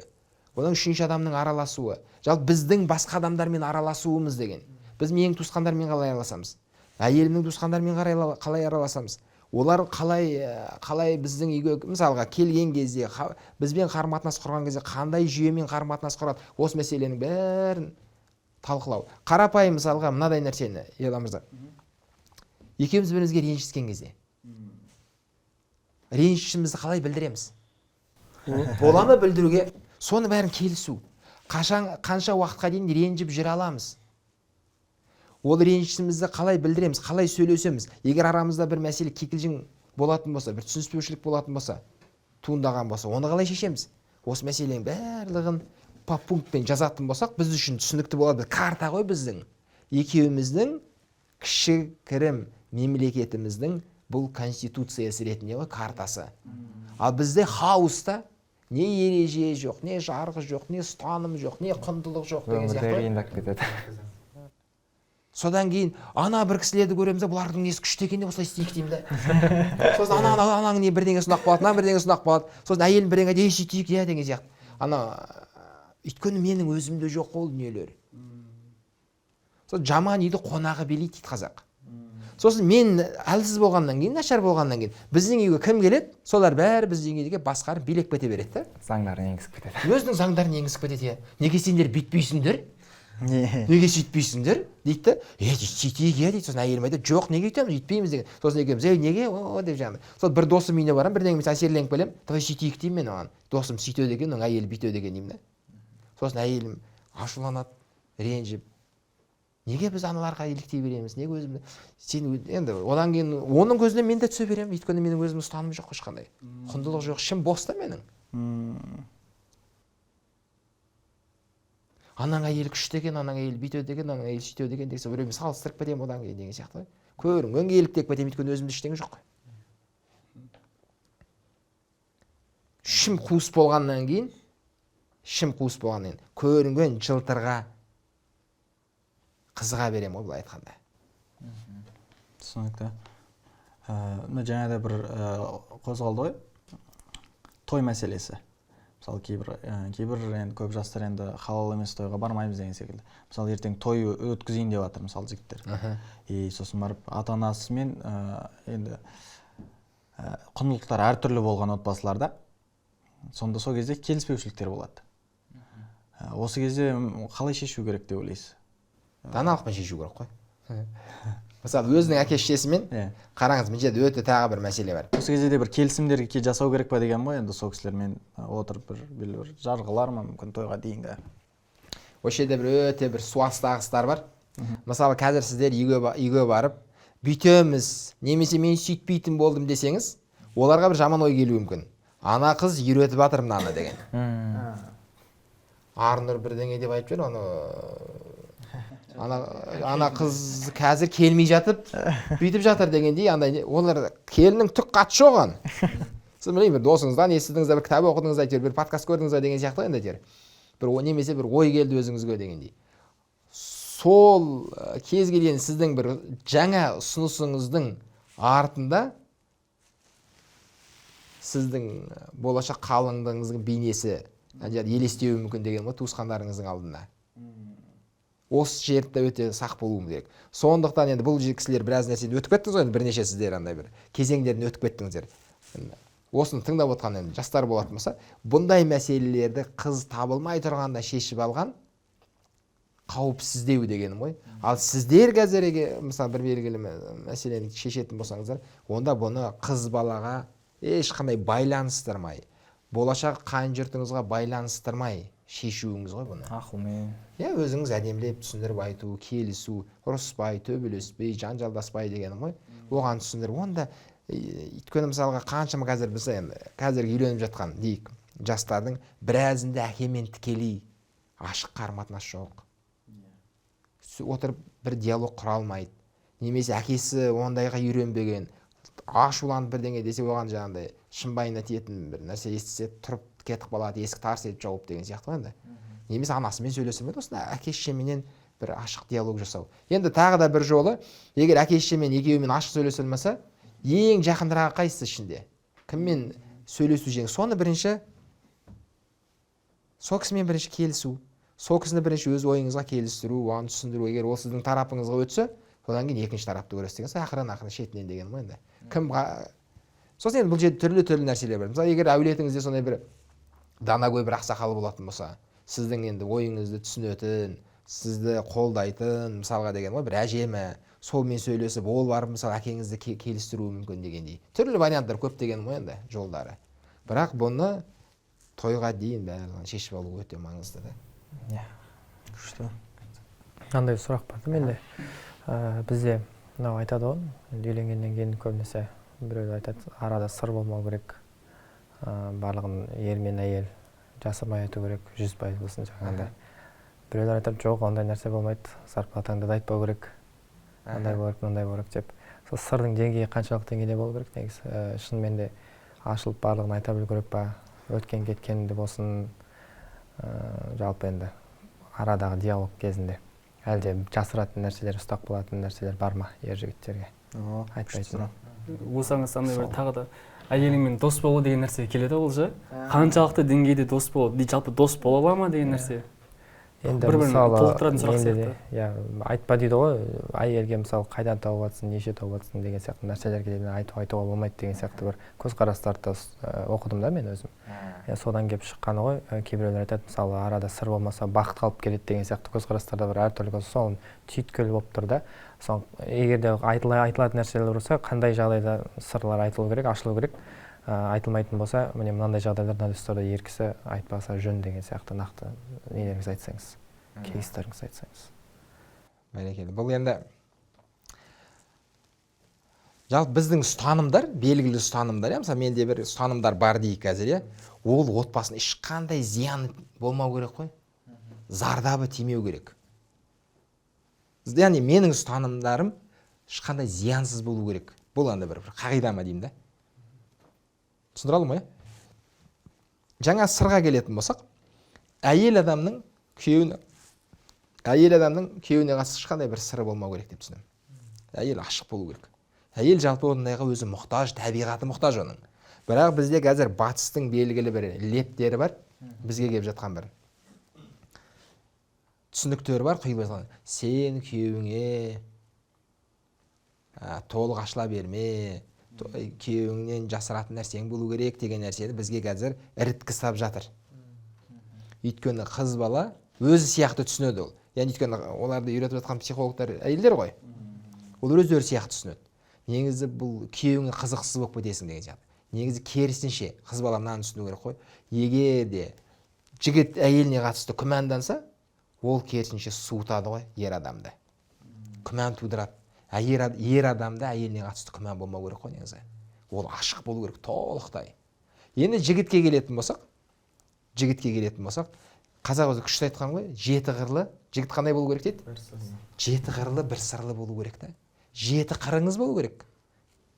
Енді қырларыңыз көп болу керек қой сіздің. Бірақ бір сырыңыз болу керек та. Бізде біраз жігіттердің қырлары көп, бірақ сыры жоқ та. Сыр болмағаннан кейін, қараңыз, бұл дегеніміз әйелге зиян емес, әйелге керісінше пайдалы. Егер анау әйел адам тереңнен ойланатын болса, егер алысқа қарайтын болса, мысалға жігіттің қалай ақша табатын қазір біле ме? Мысалға әйелі бүкіл тынысын біліп отыр, бүкіл қадамын, жұмысын бәрін біліп отқаннан кейін ол бірге уайымдайды мен. Қазір мысалы бір жобаға ақша сақ болды, атады атпайды, тендерді ұтып алмайды, жолы болды болмай қалды, сауда сәтті болды сәтсіз, сонымен бірге уайымдап отырады. Ол әйелге бәрі стресс. Жалпы әйелге ақша табу, ақшаның жаңағыдай рисковать ету, риск деген нәрсе әйелдің табиғатына жат ол. Әйелдің уайымы, мысалы ойлаңызшы, мысалы кейбір жігіттердің несі бар, анасын айтуы мүмкін, ана менде бір жоба болып жатыр, соған қатысып бір дұға қойыңызшы деуі мүмкін да. Енді ананың тілегі қабыл ғой деген. Сол жоба шешілді өйтіп кетті, содан кейін анасы бір аптадан кейін сұрайды ғой, балам, ана жобаң не болды сенің деп. Мама, сол күні шешіліп кетті ғой деген сияқты. Сол күні шешіліп кетті, әлі 7 күн бойы уайымдап жүрсе, қайдан білейін, содан бері дұға қылып жүрмін дейді да. Яғни әйел адам ол құр ойламайды оны. Оны уайымдайды, бойынан өткізеді, сонымен өмір сүреді әйел адам. Әйел адам ол зиян. Сонда сіз ана проблемаларыңызды әйеліңізге айтпағаныңыз, бұл әйелге деген жанашырлық, әйелге деген көмек. Бір әйел адам айтады ғой маған, күйеуінің жеке кәсібі бар екен да, жеке кәсібі бар, жеке өзінің мектебі бар ма, сондай екен да. Келген кезде күйеуім тек проблемаларды айтады дейді. Проблемалардан тойдым дейді ғой. Бір күн мына ертең ана проблемалар келеді, өзінің проблемамен жетеді дейді менің. Мен өзінің проблемамды айтатын адам керек маған дейді да. Шымды босататын адам керек, анау келеді, өзінің проблемасын үйіп тастайды. Содан кейін бір күн айтты, мен әйелдің ақылдылығы ғой. Өтініш сізге, жұмысыңыз туралы ештеңе айтпаңызшы маған, пожалуйста деп айтмайды. Неге? Өйткені жұмыс тең проблема ғой. Жігіт жұмыс туралы айтса несін айтады? Тек проблемасын айтады, өзінің сәтсізді деймін. Оны қандай мақсатта айтады, ішін босату мақсатында айтады ма, мақтану мақсатында айтады ма, ол бөлек әңгіме. Ал егер жұбаныш іздеп айтады ма деген сияқты ғой, бір ақыл кеңес күтіп айтады ма, мақсатында айтады ма деген сияқты ғой. Бірақ бұл жердегі мәселе қыз баланың өзінің проблема жетеді үйде деген ғой. Мен келемді өзінің проблемаларын үйем оның үстіне.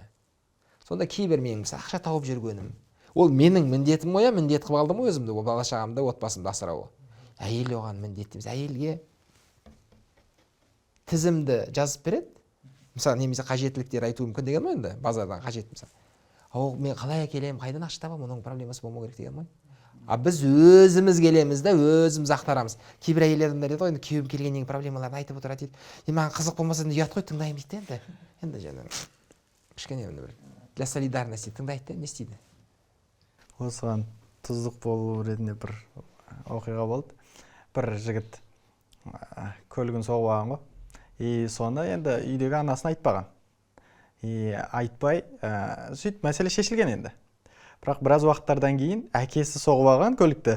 Әйеліне барып, анасы ғой енді, анасы барып айтады. Енді сосын баласы сұрайды ғой енді анасына, енді қай жағдай сізге жақсырақ еді негізі? Айтпай шешілген дұрыс па еді, или осылай сіз кірісіп атқаныңыз күшті ма десе, ой, маған айтпағандарың дұрыс қой негізі дейді, бірақ білгім келіп тұрады дейді. Білгісі келіп тұрады, өйткені әйелде любопытность деген нәрсе бар да. Орысша енді айтқан кезде любопытность бар, сосын любознательность деген түсінік бар да. Любознательность ол пайдалы ақпарат, пайдалы білім оған. Бірақ ана любопытностьтен адамға пайда жоқ негізі. Мысалы адамның табиғаты ол. Мысалы бір үйге келеді, айтады, мына үйлер өздеріңіздікі ме, жоқ әлде жалдап тұрып жатсыздар ма? Жоқ, жалдап тұрып жатыр. Қанша төлейсіңдер айына? Оның есі қазақ па? Әйтеуір соны пайдасы жоқ ешқандай, ақшасы төлемейсің оның. Жай әйтеуір өзің іздеп жүрген жоқсың. Әйтеуір сіз үшін күйеуің жұмыс істей ме, айлығы қанша оның? Анау қанша, мынау қанша, анан қайдан, мынан қайдан, мынау қанша тұрады деген сияқты любопытность қой, бәрі пайдасы жоқ нәрселер. Иә, әйел адам білгісі келіп тұрады, бірақ әйел адам өзі де әр жағындағы салдарын түсінбейді ғой. Салдарының зиян екенін өзіне оны түсіне бермейді, бірақ сол проблемамен өзі қалай өмір сүріп жүргенін білмей қалады. Мысалы қазір ана дейік, күйеуі бар, 2-3 ұлы бар дейік, бәрі жұмыс істеп жатыр, ана бәрінен хабардар ғой. Күйеуінің проблемасынан, жұмысынан, не болып жатыр, баласының проблемалары, бизнесі, басқасы, кәсібі деген сияқты. Ана жай жүрмейді, ол бәрін уайымдап жүреді да.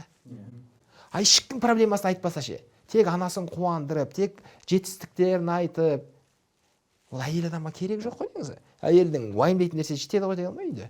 Әйелдің сол кезде фокусы да кетіп қалды ғой басқа жаққа.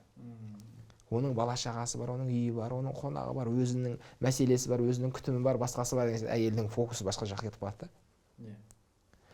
Сонда бұл жерде де әйел адамды жаңағыдай қылып, енді қалай десем екен, бір өзгертетін бә, немесе андай бір осындай нәрсемен ауыртатын да өзіміз ғой дегенім ғой. Ол менен сұраған жоқ қой, мен өзім бастадым да бәрін. Түсінікті. Ал қаншама жігіттер тойға дейін ашып берген ғой біраз нәрсені. Керек болса Инстаграмның логин мен паролін бияқ қойған, мен тазамын, мен сенімдімін деген бір жақсы ниетпен. Болды ғой? Ол кейбіреулер адалдығымды. Адалдығын дәлелдегісі келеді да ол. Бәрекелді. Одан басқа енді таныстықтан тойға дейінгі қандай нәрселерге ескеру керек деп ойлайсыз? Бір кеңес ретінде. Мені бұл кісілердің деңгейінде қазір менің көріп отқаным қазір сізге жарғыға басу керек қой сіздерге. Осы нәрсені келісу, бағанағыдай ризалықпен болу ғой екі жақтан. Сосын тағы да үлкен бір мәселе бар. Біздің енді қазір қоғамда көріп жатқан, біздің ата-аналарымыздың компетентность дейміз ғой енді. Ана бір ауыр айтсам бір сау қарым-қатынас құра алмай жатқандығын көп көреміз. Құдағилардың немесе құда мен құдағилардың қақтығысы, бір-бірімен келіспеушілігі, осы нәрсені ата-анамыз дайындасақ. Бағана мысалы бір сұрағыңыздан осы нәрсені байқап қалдым, білмеймін енді ол дұрыс түсіндім бе, түсінбедім бе? Ана келіспеушіліктер құдалардың арасында деген сияқты. Иә, осы құдалардың арасында да қаншама келіспеушіліктер болып жатады. Солардың қазіргі бір арадағы бір кикілжіңдері ертең біздің қарым-қатынасымызға әсер етіп жатады ғой. Міндетті да. Сол үшін қыз баламен де қазір осы жерде келісу. Егер біз ата-аналарымыз бір келіспеушілік болып қалса, біз енді оларға жауап бере алмаймыз ғой. Бізге әсер етпесе. Осы нәрсеге біз екеуміз берік болсақ деген сияқты. Келісетін дүниелердің бірі осы ма деймін да. Өйткені құдағай мен құдағай келіседі айтады. Менде андай, менде мындай. Жаңа сендердің қыздарың, біздің бала негізі мындай деп тойда да мақтап жатады ғой. Ана қыз балаға жаңағы құдағайға қатысты болса менсінбеушілік, бір кішкене бір материалдық жағдай андай бір кішкене бір еді. Адамдан жоғары болатын болса, екінші тарапқа мынадай немен қарау бір андай бір презрение дейміз ғой деп еді сен енді төменде жарайды енді баламыз таңдаған екен енді деген сияқты өзі бір ана бір білмеймін ханның отбасында дүниеге келген сияқты өзі мысалға деген ғой енді өзі кеше ғана сол жерден шыққан из грязи в князи дейді орысша енді сонымен кеше ғана сол жақтан келіп бүгін енді басқа әңгіме айтып отыр дегенім ғой енді сол үшін осындай мәселелер екеумізге әсер етпеу керек ешқандай бір қарым қатынасыма сызат түсірмеу керек деген нәрсені келісе алсақ сосын ата анамызды дайындай алсақ сол болмайтын бір дүниеге менің бақытым қымбат па сіз үшін жоқ әлде сізге ана дүние қымбат па деп анамыздан сұрау әкемізден егер мен қымбат болсам менің тағдырым қымбат болатын болса менің болашақ өмірім қымбат болатын болса мына нәрсеге көз жұмасаңыздар бола ма сол бір кішкентай бір дүниеге таласпай ақ қойыңыздаршы сол мен ақ өтеп берейін керек болса немесе мен үшін соған көз жұмасаңызшы деген сияқты ғой андай қазақта бір күшті сөз бар ғой бір ашуыңды маған берші дейді ғой енді сол сияқты ана нәрсе мен үшін үндемей ақ қойсаңыз бола ма жарайды деп жаба салыңыз сосын оны сөз қылмай ақ қойыңыз оны бықсытпай ақ қойыңыз ол әңгімені талай құдағиларына бықсып мысалға кезінде бір нелерді естігем астанадағы бір жігіт басқа бір облыстағы өңірдегі бір қызды алған ғой сөйтіп құдалар келген 2-3 күнге мен пойызбен бәк немен келген сосын ана құдалық болатын күн коттедж жалдаған өйткен бүйткен деген сияқты ғой енді сосын олар бір күн артық болады екен да бір мысал ретінде дегенім ғой енді коттедж қаншаға жалдады білмеймін 50 мың ба 100 мың ба деген сияқты бір күні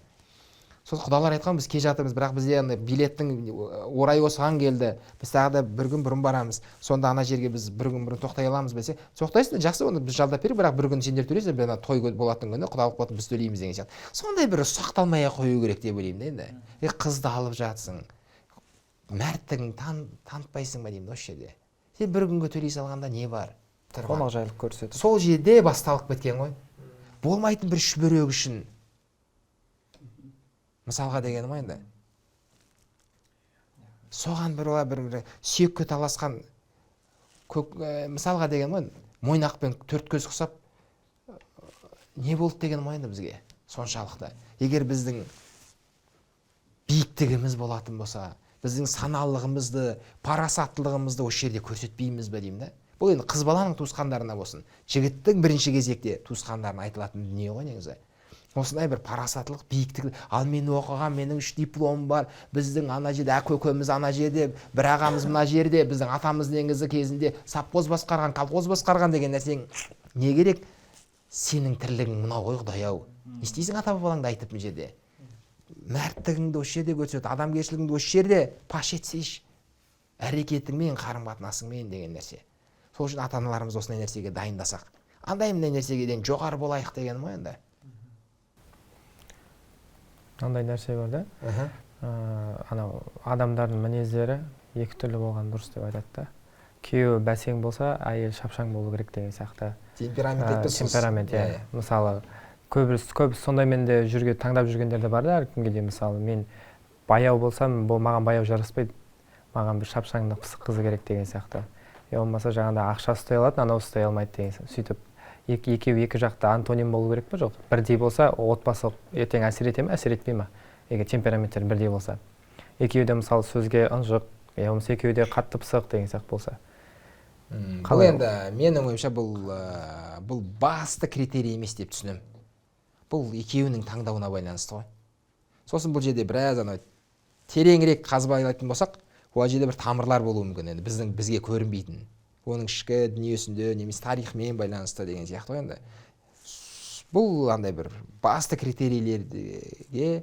енді басты критерий ретінде роль ойнайды деп ойламаймын біреу үшін маңызды ма сізге пысық керек па пысық іздеңіз деген сияқты бірақ бағанағы нәрсеге мысалы мен келіспеймін мен ақша ұстай алмаймын әйелім ақша ұстай алады негізі менің әйелім ақша ұстайтын қабілетпен дүниеге келген бе сонда деген сұрақ қой енді ол дүниеге келгенде онда қабілет болған жоқ ол уақыт өте үйренді ғой яғни мен де үйрене аламын оны деген сияқты ғой бірақ әдемі түрде жауапкершілікті әйеліме қарай ысырып тастаймын да мен табам сен жұмсайсың деген сияқты ғой мен 300 мың теңге табамын айына келемін да әйелімді алып тастаймын ал осыны енді жарат деймін ғой жеткіз деймін ғой сосын 20 күннен кейін бітеді анау сосын ақша қайда деймін ақша қайда деймін ғой енді мен ана байғұс менің әйелім 1 ай бойы ананы уайыммен жүрді, қалай ана 300 000-ды жеткіземін, былай тартсам былай жетпейді, былай тартсам былай жетпейді деген сияқты.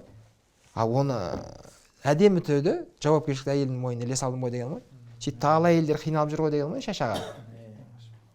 Бұл кейбір қабілеттер бар, үйренуге болады және үйрену керек міндетті түрде. Отағасы ретінде маған қаржы сауаттылығы болсын, қаржыны ұстай алу, есептей алу маған қажет дүние ғой дегенім ғой енді. Ал енді маған темпераменттер қатысты бұл менің ойым, бұл құндылықтарына, өзінің жеке өзінің таңдауына. Өзіне байланысты жүрегін жағып тұрса, иә. Екі пысық адам үйленсе, екеуі быт-шыт болады. Екі жуас үйленсе, екеуі құрдымға кетеді деген қағида жоқ менің түсінігімде енді. Одан кейін мінезге келетін болсақ, негізі мінездерге келетін болсақ, ажырасқан адамның әдемі жамылғысы бар, ажырасқандардың. Не сошлись с характерами деген. Күшті бір жамылғысы бар. Менің түсінігімде адам атадан бері, Хауа анадан бері екі бірдей мінезді адам қайталанбаған. Бұл уникальность қой, әрбір адам уникальный ғой. Бұл Алланың шеберлігі деп түсінемін, жаратылысындағы. Бір адамды екі нұсқамен қайталамайды Алла Тағала. Бір үйдің 4 баласы бір-біріне ұқсамайды. Ойлаңыз. Егіздер бір-біріне, үшемдер бір-біріне ұқсамайды. Құдайдың құдіреті. Қатып қалған қағида жоқ, үйлесім табуға болады дейсіз ғой. Иә, келісімге. Жаңа жауапкершіліктен қашу шығар енді. Просто жаба сап. Бұл Енді мынадай бір сұрақ бар. Жалпы үйленіп жатқан ер жігіт тойды өзі көтеру керек пе, немесе ата-анасы көтере бергені дұрыс па? Бұл жағдайға байланысты. Өзі көтергенде қандай плюстар болуы мүмкін, минустар болуы мүмкін? Бұл ата-анаға да байланысы бар. Мысалға, ата-ана қандай? Ата-анамен қарым-қатынас қандай? Бір ата-ананың түсінігі қандай? Мысалы, ата-аналар бар, балаларына той өткізіп береді, жасап береді. Содан міндетсін бетіне айт, сенден тойыңды өткіздім, шашылдық, сол кезде бүйттік, сол кезде жырғылады ғой ертең. Немерелерін айтып отырады ертең ол. Бір ата-ана оны міндет деп қабылдаған. Менің міндетім баламды осылай бір той жасап беру деген сияқты. Сол сияқты бұл жерде жігітке де мысалы бір ата-ананың жағдайы жоқ. Яғни айтайын деген индивидуалды. Ата-ана ауылда отыр өзі, бір 2 сиыры бар, 5-6 қойы бар. Ата-ананың жағдайына қарасаң, ол сізге дүрілдетіп той жасап беретін жағдай жоқ. Енді оны жаңағыдай бұрышқа тақап, маған не болса той жасап бересіңдер деп те айта алмайсың. Сол үшін жігіт бұл жерде қандай жігіт ол? Егер студент болып үйленіп жатса, оның жағдайы жоқ. Онда ата-ананың, туысқандардың көмегіне ол мұқтаж. Жоқ, ол жігіт мысалы үйленгенде 30-дағы жігіт үйленіп жатыр, расстройщикаға үйленіп жатыр да. Мен білемін, мен үшін андай бір таңғаларлық дүние. 30 жасқа дейін істеп жүрдің сонда сен деген сияқты ғой енді. Иә, жаңа жағдайға айтып жатсыз ғой, енді осы тұста енді живой пример отырамын ғой. Менің өзімнің анам інім бар, енді отбасымыз осындай кішігірім да. Осы тұста енді анам үйленуіме қарсы емес болды. Бірақ та енді тойым несі мәселесіне келген кезде кішкене жағдай белгілі болып тұрды. Осы тұста енді барлық міндет пен жауапкершілікті жаңа қалыңмал болсын, той не сумасының бәрін мен өзім мойныма алдым да бірден әрекет жасап кеттім. Ол жердегі бір керек дүние өзіңнің бір потенциалыңа да мән беру керек сияқты. Егер потенциалың давай деп тұрса, онда сол потенциалыңа сеніп тұрсаң, сол мүмкіндікті пайдаланып жауапкершілікті өзіңе алғанда дұрыс шығар. Ал енді жаңа ата-ана жаққа міндет қоя берсек те, ол енді қашан ол болуы да белгісіз деп ойлаймын енді. Күшті. Және мысалға мен айтуым менде потенциал жоқ деуім мүмкін да. Өйтіп онда 5 миллион, 10 миллион жинайтындай. Кейде сол мақсаттың негізінде потенциал пайда болуы мүмкін да. Мен мақсат қойдым ғой. Мақсат қойдым. Болды, мен Алла қаласа келесі жылы үйленем, не сол жылдың соңына дейін үйленем, Алла қаласа. Мысалы қызы жоқ, мысалға деген ғой енді. Үйленем, мен өзіме не үшін бәрін реттеп алдым. Енді маған осыған материалдық жағдай жасауым керек деген сияқты. Өзім мақсат қойғаннан кейін соның жолын қарастырам. Ең маңыздысы адалынан соған мал жинау ғой. Түсінікті. Олай болса, бүгін жақсы бір отырыс, жақсы бір талқы болды деп ойлаймыз. Бір өздеріңіздің ой түйгендеріңізді айтсаңыздар, бөліссеңіздер. Бола ма? Иә, әрине. Менің бір қатты түйгенім бұл жерде. Жаңа айтып жатырмық енді отбасы арасында қарым-қатынас дедік, оған келіп жаңағы батыстың лебі кіріп кетіп жатыр дедік. Шынымен де қазіргі қоғамда бір сондай проблема болып жатыр да. Қазір қыз бен жігіт болып жүргендердің өзі бір араларында ашық әңгіме мәмілеге болмағандықтан жаңағы Инстаграм болсын, әлеуметтік желілер болсын, типа психологтар, нелер ақыл айтқыштар көбейіп кетті ғой. соларға қарап соларға еріп жаңағыдай бір ажырасып кету ары қарай үйленуге дейін жетпей қалу проблемалар болып жатыр да. Сол деңгейдегі мен мына жерде түсінгенім әр нәрсені өзінің маманына барып білім алған дұрыс екен деген бір шешімге келіп отырмын да. Ол үйленуге дейін болсын, үйленуден кейін болсын, әр стан айтады ғой енді құс сойса да қасапшы сойсын деген нәрселер бар ғой. Сол тұста осындай бір жақсы дүниені өзіме алып отырмын да. Енді мен бұл жақтан көп нәрсе алдық, жан жақты тарапта да қарастырдық. Енді менің ең бірінші түсінгенім жалпы қыз бергеннің назы бар дегендей, қайын жұртта біздің қайын жұрт жағымыз қандай салық салса да оның жөн екендігін түсіндім да негізі. Қыздың осы уақытқа енді келген бәріміз де солай ойлап келген шығармыз, жаңағыдай мені стереотип болып келді ғой, 2 миллионға келдің, сені жұмсау керек, келінсің, сен андай мындай. Сол түсініктердің бәрі қазір кеткен сияқты болып тұр менің бойымнан. Былайша айтқанда қадірлеу керек, қадір арту үшін қарым-қатынасы жақсы болу керек, дұрыс орнату керек, бастамасынан бастап. Менің түсінгенім бойынша барлығы өзімізге де байланысты, және өзіміздің алғашқы қарым-қатынасымыз, және өзіңіз айтып кеткендей жарғыны қазірден бастап жасау керек бізге. Сол бойынша ары қарай жүру керек деп ойлаймын. Басты түсінгенім осы. Иә, ол жарғы мәселесі кез келген адамға қатысты екен жалпы. Бұндай нәрсе болған, бірақ андай кейбір кездері бұның құндылығын түсінбегендіктен андай үйленіп жатқан достарымызға айтатынбыз ғой, жарғы жазсаңдар немесе бір-біріңе ереже қойсаңдаршы деген кездерде мен жасау керектігін білемін, бірақ андай таза құндылығын түсініп, не үшін жасау керектігін, оның қандай пайдасы бар екендігін мен оларға жеткізе алмадым да. Сөйтіп олар айтатын, сендердің қарым-қатынастарың түсініксіз дейді да. Сендер я кездеспейсіңдер, я сөйлеспейсіңдер. Не деген қарым-қатынас, андай бір-біріңмен кәдімгі бір іскерлік қарым-қатынас сияқты бір солай ғана қарым-қатынас жасайсыңдар дейді да. Ал кәдімгідей ол шариғатта барлығы не қылып қойған негізі. Артық не бәрі шешіліп қойса, бір қатты бір не қылмай ақ қойыңдар, кездеспей ақ қойыңдар, немесе бір шекараларыңды шегендеп алыңдар деген сияқты ше. Сосын түйген нәрсе, менің қақпама өзім жауаптымын, ол жақтың қақпасына ол жауапты. Мен жақтан ешқандай нәрсе кіріп кетпеу керек деген нәрсе ғой. Сосын жаңа қаралай сауаттылық, мен ұстай алмаймын деген нәрсе жоқ. Сосын жаңа тағы бір түйген нәрсе, әйел адамда проблема шаршатады деген нәрсе. Оған дос болғанда да ол саған бәрін айтса тыңдау керек, эмоционалдық жақындық. Ал сен оған айтуың керек емес. Айтатын бір сыр айтып қоюға болатын шығар, бірақ бәрін емес. Зиянсыз дейсің ба? Иә, зиянсыз. Бәрін емес. Әйелдің ойына проблема салмау керек қой. Бәрекелді. Иә, сондай. Осымен біздің подкастымыз тәмам. Қымбатты көрермендер, лайк басып, таныстарыңызға жіберуді ұмытпаңыздар. Қош, сау болыңыздар.